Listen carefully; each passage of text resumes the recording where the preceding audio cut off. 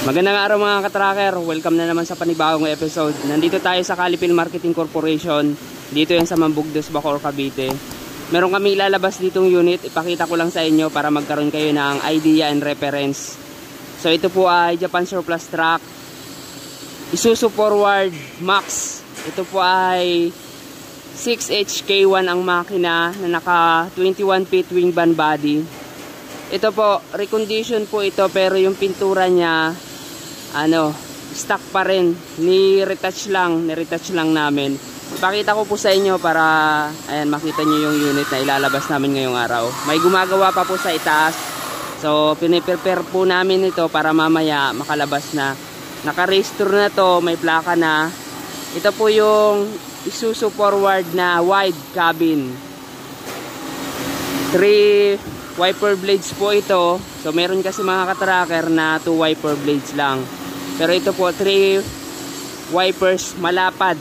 Ito po itsura niya. Stock na pintura. Binapping lang to para kumintab naman. So, ito po yung ating bumper. Ayan, bumper. So, headlight. Ayan. Yung mga ilaw po nito, pinagana namin. So, yan mga katracker. Ang capacity nito, 8,500. Net capacity naman na 4,250. 6-wheeler siya na 4x2. Pero ito mga katracker ay 8 stud na, pang 10-wheeler. Ayan, 8 stud po siya. Yung mga gulong nito, so ito pa rin, stock pa rin dito sa ating unit. Yung wing van, ito yung stock na wing van na talagang original na nakakabit dito sa unit. So ito po, yan, niretouch rin namin yung pintura. 3 layers na running guard tubular. Nilagyan po namin ng bagong battery. Yung mga ilaw niya naka M4 type clearance light. So may body signal light. Nandito nakapwesto yung tailpipe. Ito po yung gulong dito sa likod. Stainless na yung tapaludo nito, maganda. Saka mga katracker, kinonvert namin to kasi ito dating airbag suspension, kinonvert namin to lip spring. Dito tayo sa kabila. Medyo maliwanag dito sa kabila eh. So ito naman yung likod. So ayan, nilinisan lang namin yung pinto. So yung pinto natin, ayan, may mga susi pa to. Ayan. Tingnan natin yung loob. So itong loob niya, in-steel flooring na rin namin para maganda. So requested by client. Ayan, naka-steel flooring na siya sa kapininturahan namin. Ito yung wings, tinaas ko para makita ko kung merong leak yung mga cylinder. Pero okay naman.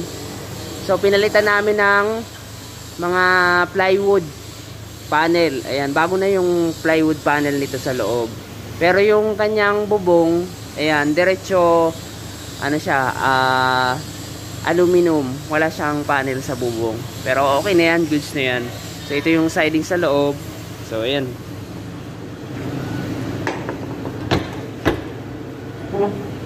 So ito pala, nilagyan rin namin ng grill yung tail light para ayan, may guard. Saka aluminum stepboard na stock. Reserbang gulong nandito nakalagay.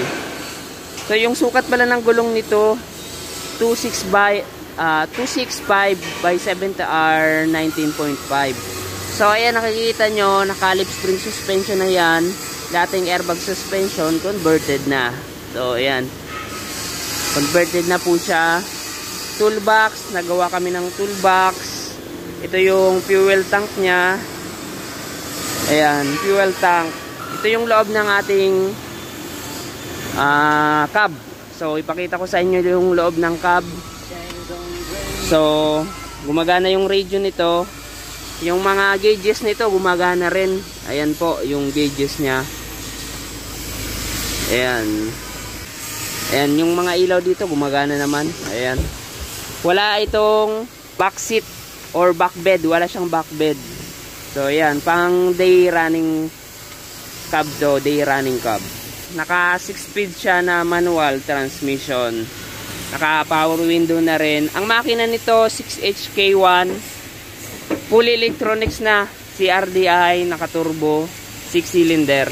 So hindi ko maiangat yung ulo kasi may naglilinis dito, lalagyan na ng sticker. Ayan, nilalagyan ng sticker ng ating tropa.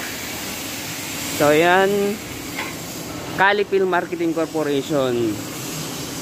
Alright mga ka-tracker, ayan, pinakita ko lang sa inyo para magkaroon kayo ng idea dito sa mga ginagawa namin sa loob ng planta. So kung naghahanap kayo ng Japan surplus truck, meron dito mga available unit. Baka magustuhan nyo, pumunta lang kayo dito. Dito lang yan sa Mambugdos, Bacoor, Cavite, Calipil Marketing Corporation. Paki-message na lang ako kung gusto nyo mag-inquire. Meron tayong FB page, paki-like na rin and follow. So yan, dito ko lang matatapusin tong video na to. Maraming salamat sa panonood. Kung nagustuhan nyo, paki-like, share, and kung hindi pa kayo nakaka-subscribe at bago lang kayo sa aking YouTube channel, mag-subscribe na kayo. Ayan, maraming salamat. God bless. Bye-bye.